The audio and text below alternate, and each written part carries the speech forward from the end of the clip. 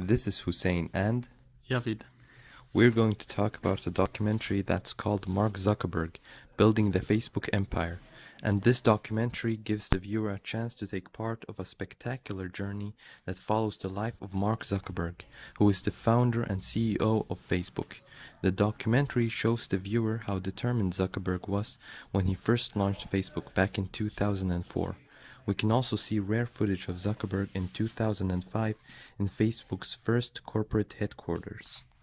But before summarizing the documentary, we would like to give you some background facts about Mark Zuckerberg's early years, because that is a part of his life that the documentary does not cover.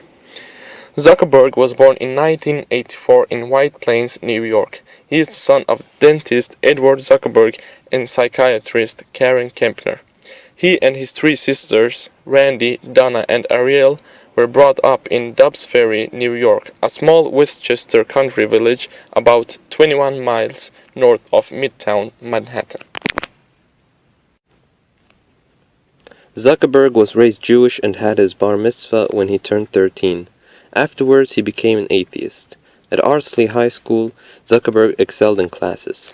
He transferred to the exclusive private school Phillips Exeter Academy in New Hampshire in his junior year, where he won prizes in science, math, astronomy, physics, and classical studies. On his college application, Zuckerberg claimed that he could read and write French, Hebrew, Latin, and ancient Greek. And now we are going to move back into summarizing the documentary. In the beginning, the documentary shows us Zuckerberg's childhood and his teenage years. Even from an early age, he was always striving for new and harder challenges. By the time Zuckerberg was in 9th grade, he had developed a digital version of the board game Risk. While attending Harvard as a sophomore, Zuckerberg wrote a program called FaceMash. FaceMash was a program that allowed the user to play a hot or not game.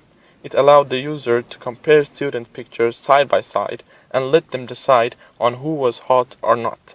In order to do so, he hacked Harvard's computer network and copied private ID images. It was shut down a few days later and Zuckerberg faced expulsion, but the charges were dropped. On February 2004, Zuckerberg launched the Facebook. A few days after that, Harvard seniors Cameron Winklevoss, Tyler Winklevoss, and Divya Narendra accused Zuckerberg of stealing their idea of building a social network. The Winklevoss twins had initially approached Zuckerberg with the hope that he would help them build a social network site. But Zuckerberg kept stalling and eventually he launched his own website. He was joined in the promotion of the site by Eduardo Saverin, who handled the business aspects, Dustin Moskovitz, a programmer, Andre McCollum, a graphic artist, and Chris Hughes, who became a spokesman for Facebook. A month later, they expanded to Columbia, Yale, and Stanford. A couple of months after that, it had expanded to most of the universities in the United States. Sean Parker, an entrepreneur who had been advising Zuckerberg, became the company's president. The was dropped from the website's name after the company purchased the domain name Facebook.com in 2005.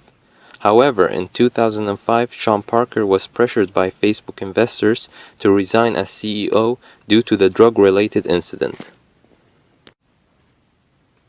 Facebook has not existed without criticism and controversies. Back in 2009, Zuckerberg revamped the privacy settings for the users of Facebook. Private profile information became public to everyone on the internet, unless the user restores the settings back to private. This event sparked complaints from users all over the world, and it also became a subject of concern in Congress. This forced Zuckerberg to change the program back to its original settings. The Social Network is a movie that came out in 2010. It portrayed the founding of Facebook and the lawsuits that came with it. It won several awards, including for Best Motion Picture in the drama genre at the 68th Golden Globe Awards. Zuckerberg himself was not happy with the movie. He complained about many errors and historical inaccuracies in the script. Even though he said he would not see the movie, he ended up taking his entire staff to it, and even showed up on Saturday Night Live portraying himself. Mark Zuckerberg is one of the world's most influential people and the world's youngest billionaire. From a simple idea developed in his dorm room to being the world's youngest billionaire, it's not something to be taken lightly.